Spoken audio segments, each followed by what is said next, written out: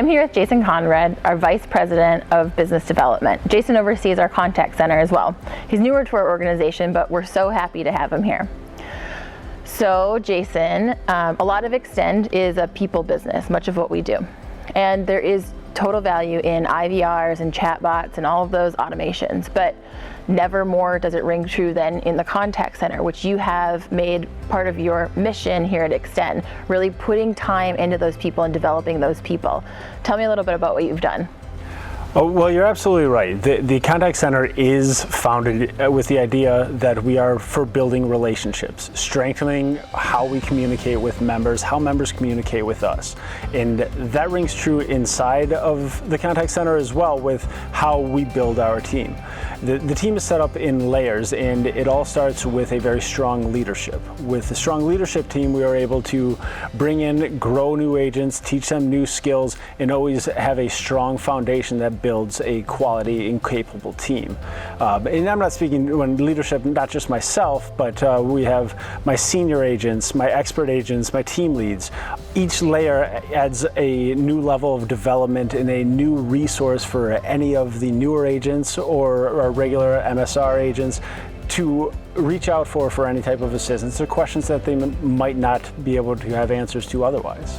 I think it can be just different being a CUSO or the contact center for the credit union, where our agents aren't directly working with the members at all times. They're working with several different credit unions. So there's times when we work with the agents, you've worked with your agents to help them understand the importance of being the member of the credit union, getting to know the credit unions on a more personal level. And I think many of them have that personal relationship with those members. And how many times have we said, oh, Miss Johnson called again, or that's not a real name. I'm not breaking anyone's privacy, but we have those conversations with those members and we have those personal relationships. And I think a lot of that has been on really focusing on trying to get those agents familiar with the credit unions and the story of those credit unions themselves. Absolutely, it is. Many of our agents know dozens of members of different credit unions on a first name basis, and the members themselves call in and recognize some of our agents. Even with a larger team, we have some frequent callers that everyone gets to know a little bit personally from all over the country, and they will recognize them from one credit union or another. There's many things that contact centers can control, and there's many things that they can't, and they must just accept. And we've worked really hard over the past couple of years to understand what we can control and what we must accept, and we've been doing that through data. Can you give us a few examples of how you've done that as far as data goes? Sure. Actually, with recent events with COVID-19, it's definitely one of those items that is out of our control, and we have to respond to it as best we can. Using our data has been invaluable in that process. Being able to look at our reporting models and all of our historical data and plug in what we're seeing now currently and how things are changing have allowed us to better plan for what might be coming in the future and what changes we still might see as things start to wind down and get back to a sense of normalcy. Yeah, I know that you meet frequently with your clients also and let them know what we're seeing as far as trends go. So saying, we've seen an increase in volumes from you 30% last week. Can you tell us what's going on in the organization so we can have a tone of that within our calls that we have with your members? I think you guys do a great job of talking to the client to make sure that we're on the same page in that regard, and they often don't have that data too, so it really helps them out. Absolutely. I have regular conversations with just about any client that would talk to me on a monthly or quarterly basis. Is usually one of the great options that we have is the use of wrap-up codes. My entire team uses them, and I encourage all of our clients to use them as well. It's a great tool inside of CU Base that allows us to track a lot of different data points, essentially be able to see the forest through the trees.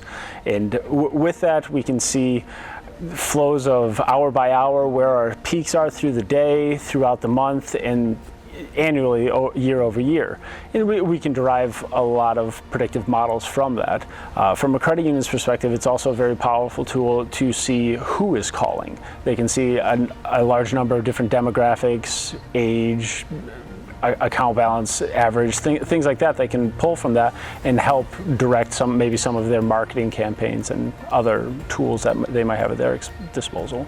And one of the things that you guys have really been able to shake out with credit unions is why those members are calling also.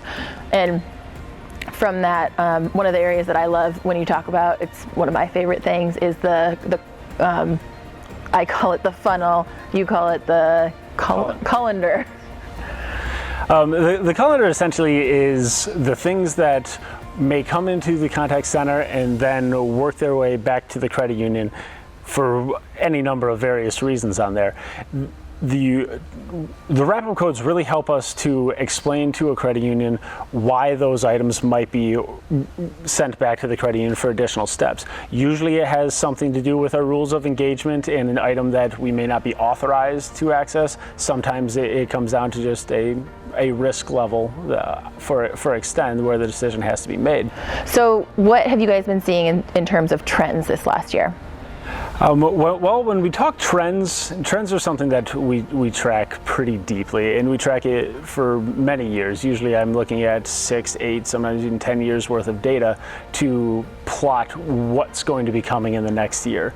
We'll look at our average increases month over month from just overall general growth, and then we look at the trends that we're going to see from different events throughout the year, back to school season, holiday seasons, things like that will come up, and then we can predict our staffing levels and plan accordingly for it before those events get here.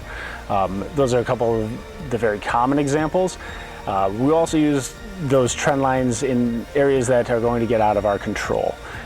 We watch the whole nation end to end for things that might be entirely out of a credit union's control as well. For instance, an earthquake in California, a flood here in Michigan, or a pandemic across the entire nation, all of these things are going to affect our trend lines pretty drastically. One of the unique things that we're currently experiencing is whereas a flood or an earthquake or a hurricane down south affects a specific region of the country and then just the credit unions in that area, most of the other clients would remain unaffected by it. With this situation of the pandemic, it's something that we are all feeling equally, and we are all echoing the same concerns and the same stresses that we've found over the past couple of months.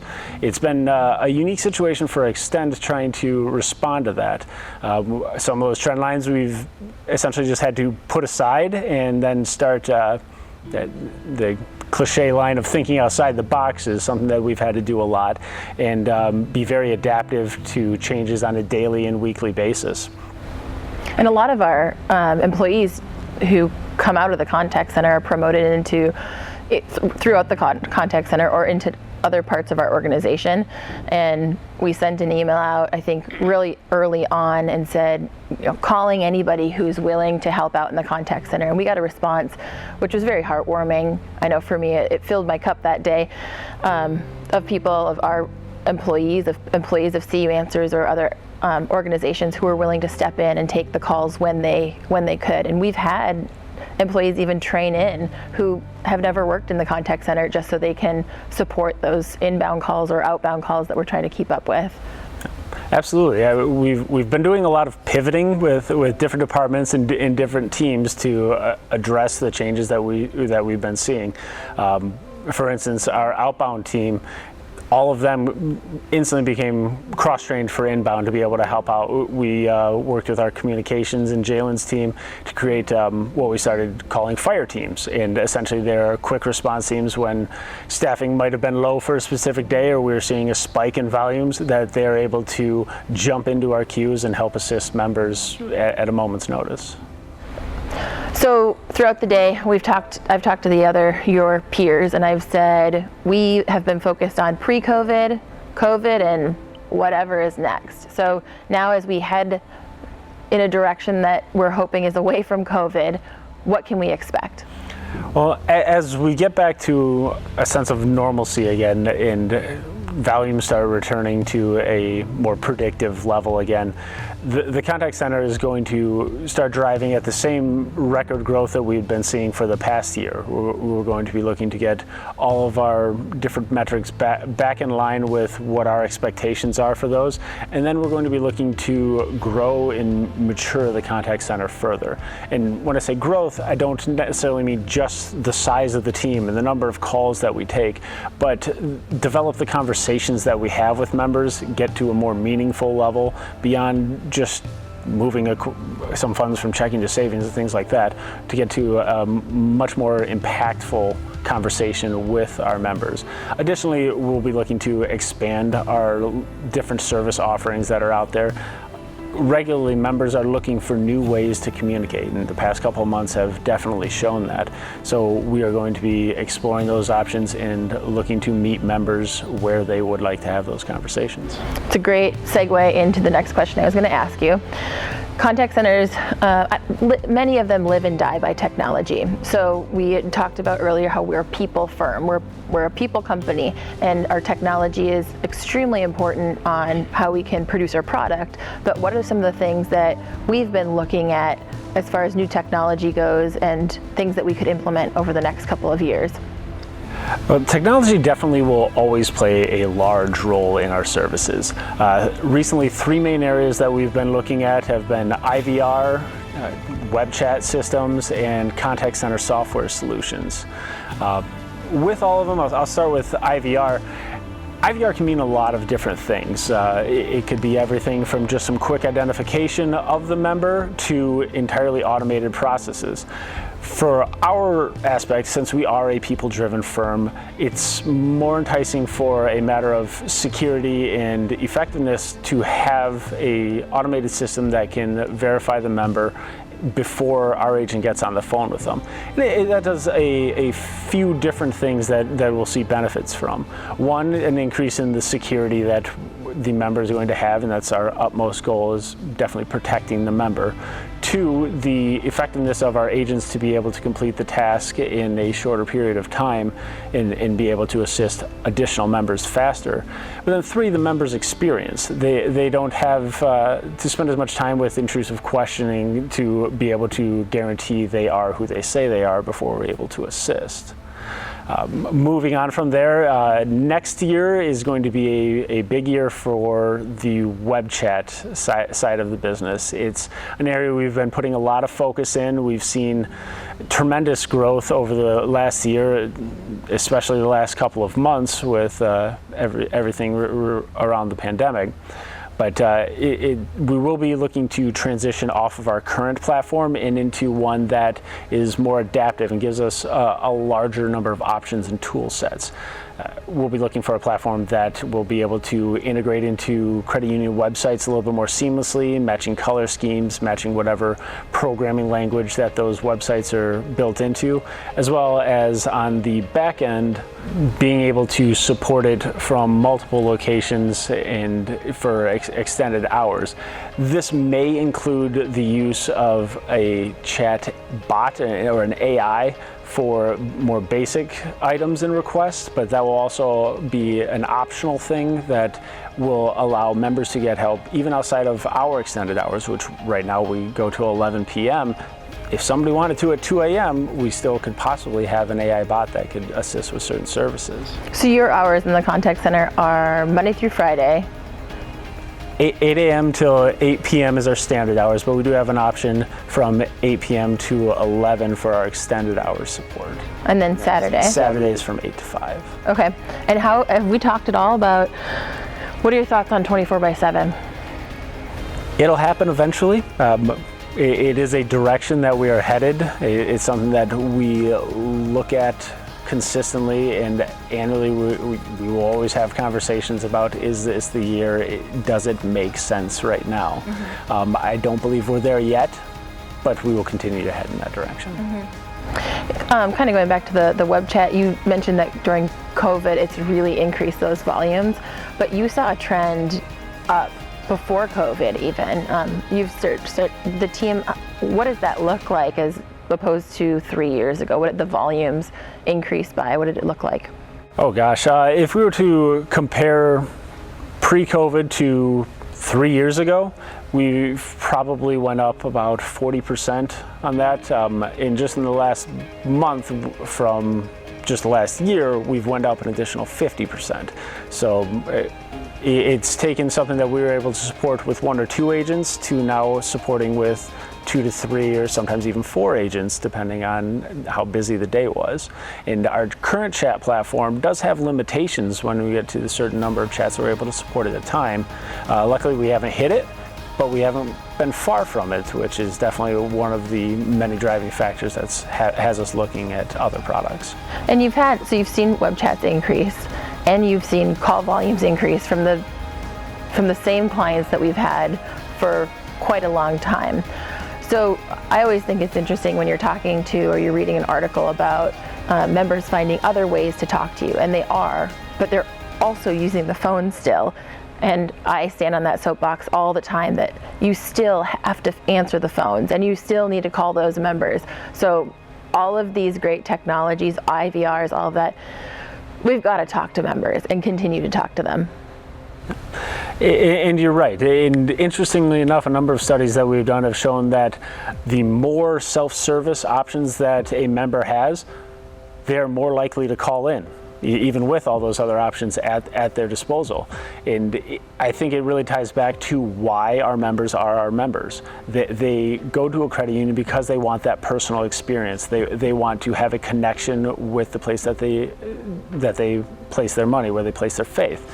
And I think that even if more options come out for self-service options and other ways to communicate, people are always going to want to talk to a live person. So you mentioned contact center software, but you haven't talked about that. Tell me about it.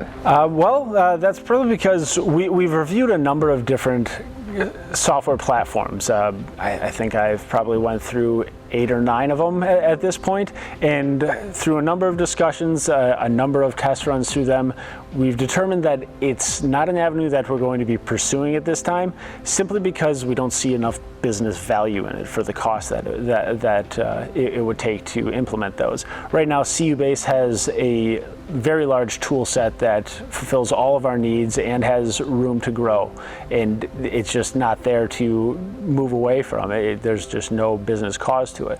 The added expense, without taking on that added expense, we're able to help keep our price points disruptively low in the marketplace, which is definitely one of our goals, and be able to pass those types of savings on to our credit union partners. With the addition of phone operator analytics and wrap-up codes, it really has solved a lot of maybe problems we didn't even know that we had before. We were able to dive into areas that we weren't ready to ask even questions on. We didn't know we had the questions on. So before we wrap up, what do you want to leave us with? Throughout our conversation, there's been an underlying theme, and for me, I see that as communication. Whether it's communication with our members, communication with our credit unions, communication is at the core of what we do. And going forward, there's a ton of opportunity that's going to present itself. And what I'm going to need from our partners is some of that communication coming back. I need to know what the credit union's needs are so that myself and Extend can create solutions for those needs. So as we move forward from here, I'm going to be looking and asking many of our partners for their feedback, for their input. Where are their pain points? And if any credit union ever says, oh, that's just the way it's always been done, that's going to be where I want to have a conversation about what that is and start brainstorming if whatever that way is still the best way to do it. So from that, I'm going to be creating a email group and looking for many of our partners to join it, to be very collaborative, to share where their struggles are, share where their successes are, and what people are doing to overcome different challenges, and just share as much information as we can. From that, I'm hoping that one credit union may be able to help another credit union, but also I'll be able to derive direction for where the contact center is going to be going from here. You are really passionate about contact centers. I am also. I never thought that I would be. I don't know if you did. I always, I don't know what my preconceived notion of contact centers were, but you can tell in this conversation that you're very passionate about it. So thank you, and thank you for your service for everybody. Thanks for being here.